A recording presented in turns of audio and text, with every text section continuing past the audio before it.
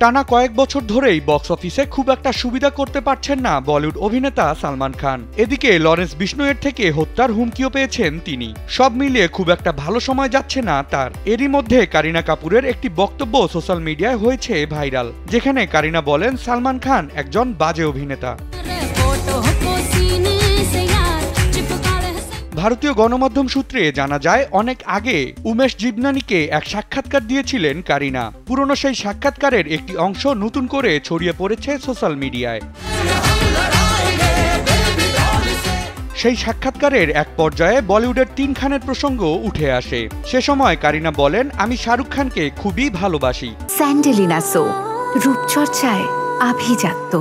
তার বিষয়ে আমাকে জিজ্ঞাসা করবেন না, কারণ আমি যদি শুরু করি তবে ঘন্টার পর ঘন্টা কেটে যাবে, তবু শেষ হবে না। অমিতাভ বচ্চন এবং শাহরুখ খান এই দুই অভিনেতার ভক্ত আমি। অভিনেতা আমির খানের প্রসঙ্গ টেনে কারিনা বলেন, আমিরও ভালো। হাম হে রাহি প্যারকে কিয়ামত সে কিয়ামত সিনেমায় তাকে আমার ভালো লেগেছিল, তবে সব খানদের মধ্যে আমি শাহরুখের বেশি ভক্ত। এরপর সালমান খানের প্রসঙ্গে কারিনা আরো বলেন, আমি সালমান খানের ভক্ত নই, আমি তাকে পছন্দ করি না, সে খুব বাজে অভিনেতা।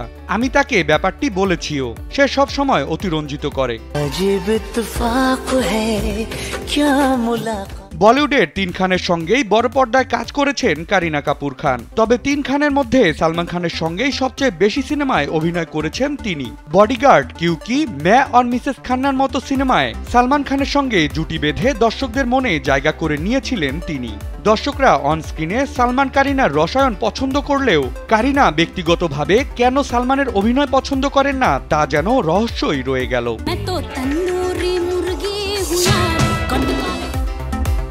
বিনোদন ডেস্ক, কালবেলা।